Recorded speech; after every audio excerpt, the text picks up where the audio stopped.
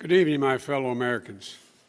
Tonight, I'd like to talk to you about where we are as we mark 1 year since everything stopped because of this pandemic.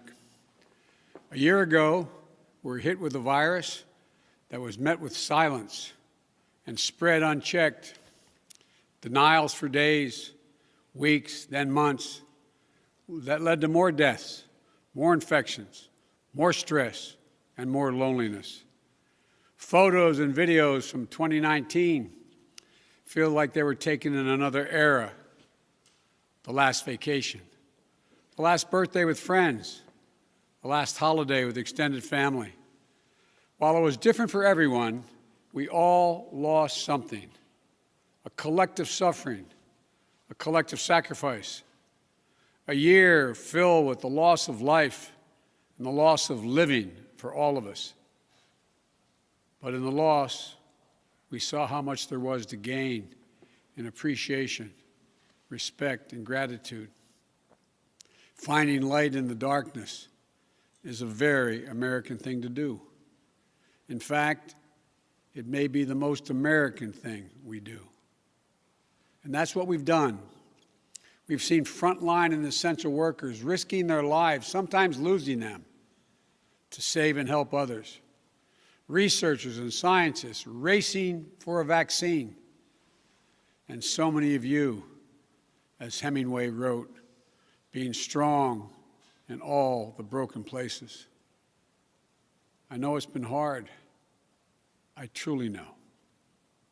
As I've told you before, I carry a card in my pocket with the number of Americans who have died from COVID to date. It's on the back of my schedule. As of now, total deaths in America, 527,726. That's more deaths than in World War I, World War II, the Vietnam War, and 9/11 combined. There were husbands, wives, sons and daughters, grandparents, friends, neighbors, young and old.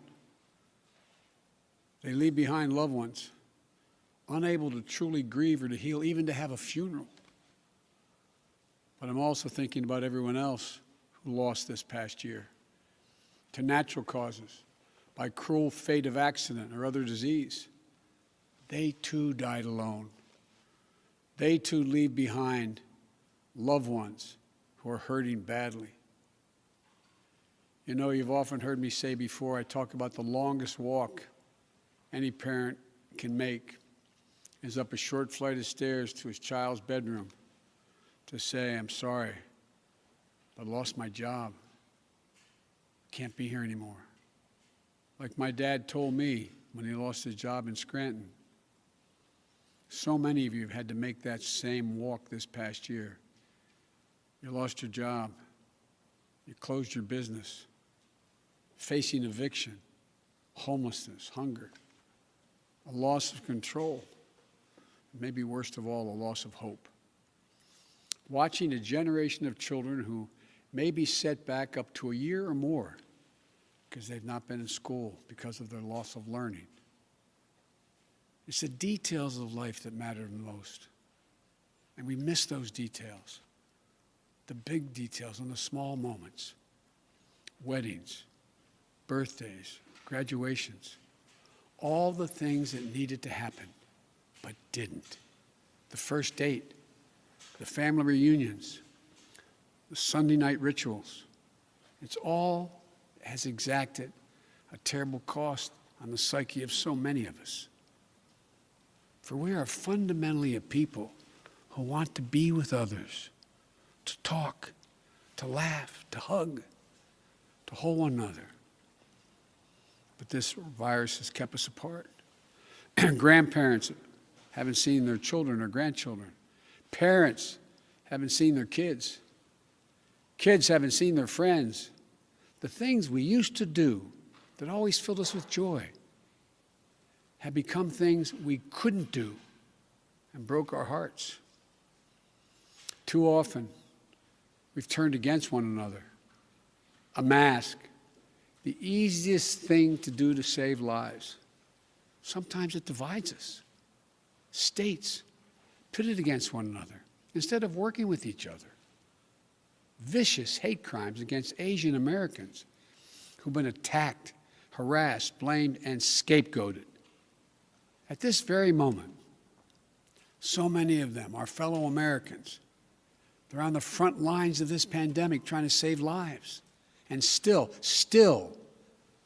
they're forced to live in fear for their lives just walking down streets in America. It's wrong, it's un-American, and it must stop.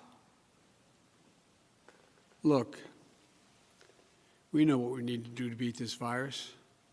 Tell the truth. Follow the scientists and the science. Work together. Put trust and faith in our government to fulfill its most important function, which is protecting the American people. No function more important. We need to remember the government isn't some foreign force in a distant capital. No, it's us, all of us. We the people.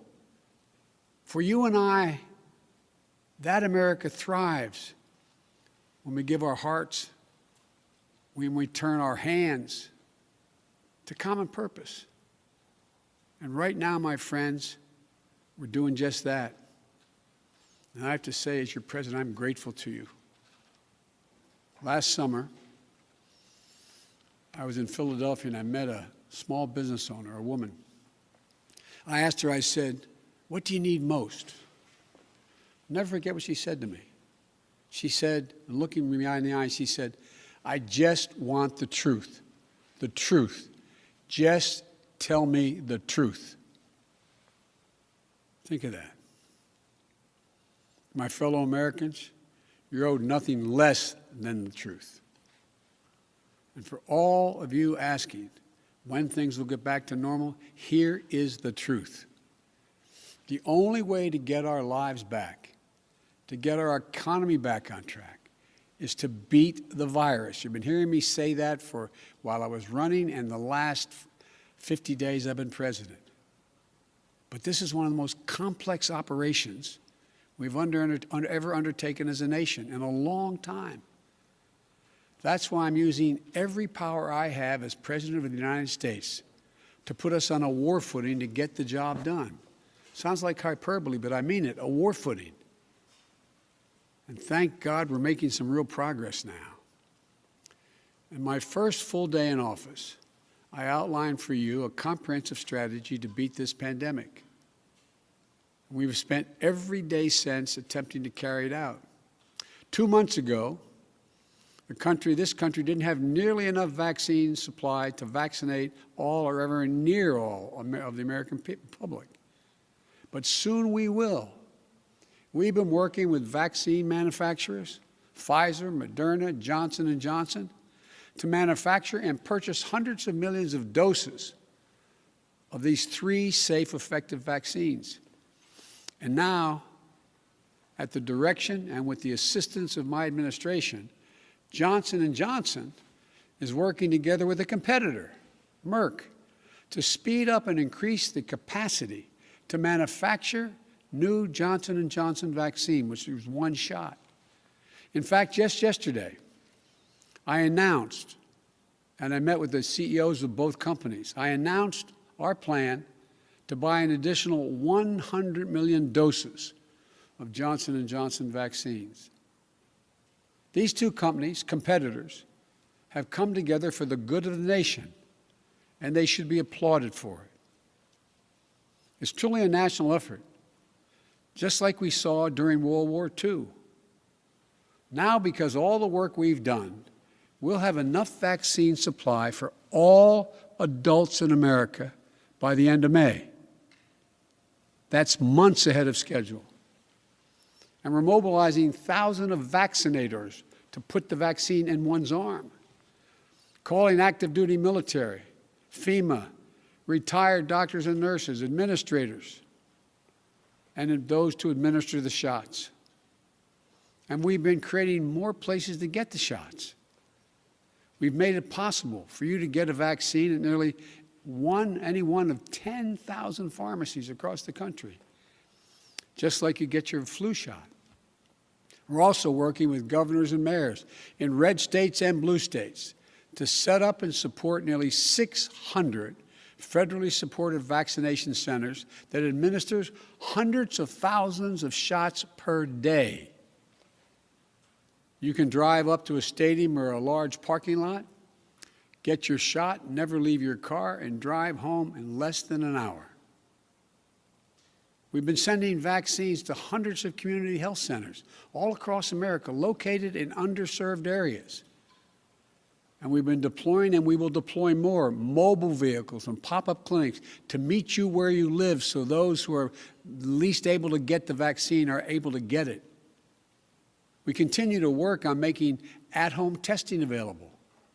And we've been focused on serving people in the hardest-hit communities of this pandemic: Black, Latino, Native American, and rural communities. So what does all this add up to? When I took office 50 days ago, only 8% of the Americans, after months, only 8% of those over the age of 65 had gotten their first vaccination. Today, that number is 65%. Just 14% of Americans over the age of 75 50 days ago had gotten their first shot. Today, that number is well over 70%. With new guidance from the Centers for Disease Control and Prevention, the CDC, that came out on Monday, it means simply this: millions and millions of grandparents who went months without being able to hug their grandkids can now do so. And the more people are fully vaccinated, the CD will continue to provide additional guidance on what you can do in the workplace, places of worship with your friends, as well as travel. When I came into office, you may recall, I set a goal that many of you said was kind of way over the top. I said I intended to get 100 million shots in people's arms in my first 100 days in office. Tonight, I can say we're not only going to meet that goal, we're going to beat that goal, because we're actually on track to reach this goal of 100 million shots in arms on my 60th day in office. No other country in the world has done this. None. Now, I want to talk about the next steps we're thinking about. First, tonight, I'm announcing that I will direct all states, tribes, and territories to make all adults, people 18 and over, eligible to be vaccinated no later than May 1. Let me say that again. All adult Americans will be eligible to get a vaccine no later than May 1. That's much earlier than expected. Well, let me be clear. That doesn't mean everyone's going to have that shot immediately, but it means you'll be able to get in line beginning May 1.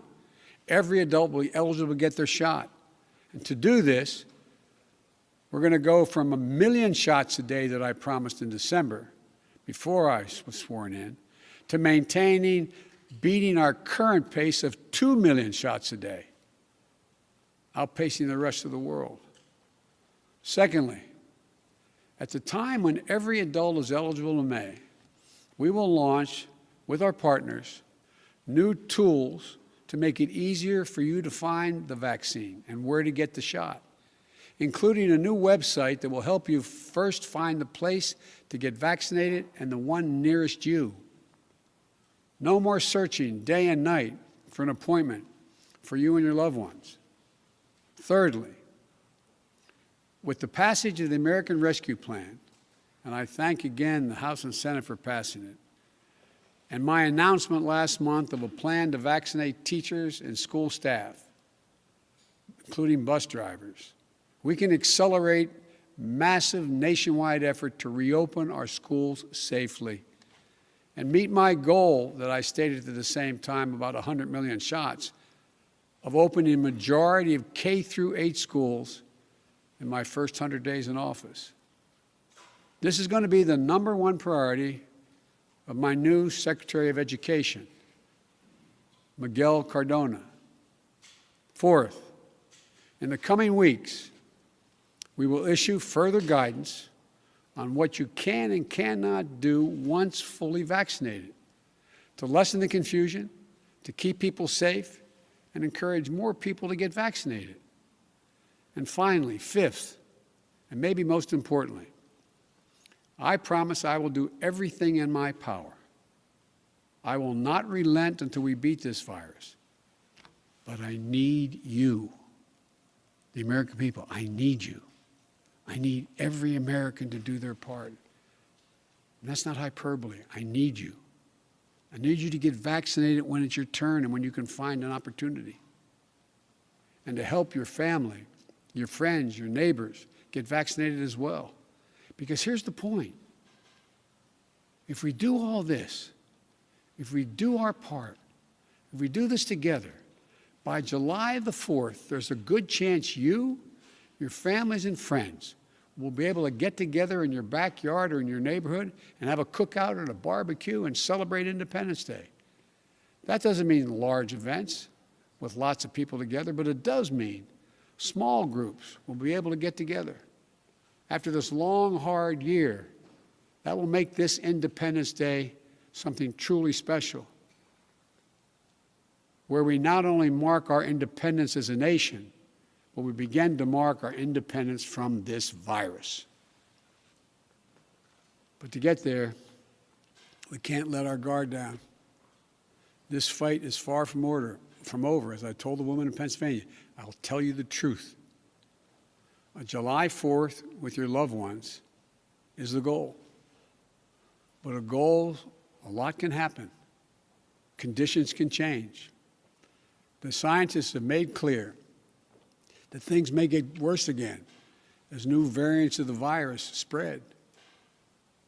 We've got work to do to ensure that everyone has confidence in the safety and effectiveness of all three vaccines. So my message to you is this. Listen to Dr. Fauci, one of the most distinguished and trusted voices in the world. He's assured us the vaccines are safe. They underwent rigorous scientific review. I know they're safe. Vice President Harris and I know they're safe. That's why we got the vaccine publicly in front of cameras, so for the world to see, so you could see us do it. The First Lady and the Second Gentleman also got vaccinated. Talk to your family, friends, your neighbors, the people you know best who've gotten the vaccine. We need everyone to get vaccinated. We need everyone to keep washing their hands, stay socially distanced, and keep wearing the mask as recommended by the CDC. Because even if we devote every resource we have, beating this virus and getting back to normal depends on national unity. And national unity isn't just how politics and politicians vote in Washington, or what the loudest voices say on cable or online. Unity is what we do together as fellow Americans. Because if we don't stay vigilant and the conditions change, then we may have to reinstate restrictions to get back on track. And please, we don't want to do that again. We've made so much progress. This is not the time to let up. Just as we were emerging from a dark winter into a hopeful spring and summer is not the time to not stick with the rules. I'll close with this. We've lost so much over the last year. We've lost family and friends. We've lost businesses and dreams we spent years building. We've lost time with each other. And our children have lost so much time with their friends, time with their schools. No graduation ceremonies this spring. No graduations from college, high school, moving up ceremonies. You know, and there's something else we lost. We lost faith in whether our government and our democracy can deliver on really hard things for the American people. But as I stand here tonight, we're proving once again something I've said time and time again, to the probably tired of hearing me say it. I say it to foreign leaders and domestic alike. It's never, ever a good bet to bet against the American people. America is coming back. The development, manufacture, and distribution of vaccines in record time is a true miracle of science. It's one of the most extraordinary achievements any country has ever accomplished. And we also just saw the Perseverance rover land on Mars. Stunning images of our dreams that are now reality. Another example of the extraordinary American ingenuity, commitment, and belief in science and one another. And today, I signed into law the American Rescue Plan, an historic piece of legislation that delivers immediate relief to millions of people, includes $1,400 in direct rescue checks, payments. That means a typical family of four earning about $110,000 will get checks for $5,600 deposited if they have direct deposit or in a check, a treasury check. It extends unemployment benefits. It helps small businesses. It lowers health care premiums for many. It provides food and nutrition, keeps families in their homes. And it will cut child poverty in this country in half, according to the experts. And it funds all the steps I've just described to beat the virus and create millions of jobs. In the coming weeks and months, I'll be traveling along with the First Lady, the Vice President, the Second Gentleman, members of my cabinet, to speak directly to you, to tell you the truth about how the American Rescue Plan meets the moment. And if it fails at any pace, I will acknowledge that it failed, but it will not. About how after long, dark years, one whole year, there is hope and light of better days ahead. If we all do our part, this country will be vaccinated soon. Our economy will be on the mend. Our kids will be back in school. And we'll have proven once again that this country can do anything, hard things, big things, important things. Over a year ago, no one could have imagined what we were about to go through. But now, we're coming through it. And it's a shared experience that binds us together as a nation. We are bound together by the loss and the pain of the days that have gone by. We're also bound together by the hope and the possibilities of the days in front of us. My fervent prayer for our country is that after all we've been through, we'll come together as one people, one nation, one America. I believe we can and we will. We're seizing this moment, and history, I believe, will record. We faced and overcame one of the toughest and darkest periods in this nation's history, darkest we've ever known. I promise you, we'll come out stronger with a renewed faith in ourselves, a renewed commitment to one another, to our communities, and to our country. This is the United States of America. And there's nothing, from the bottom of my heart I believe this, there's nothing we can't do when we do it together. So God bless you all. And please, God, give solace to all those people who lost someone. And may God protect our troops. Thank you for taking the time to listen. I look forward to seeing you.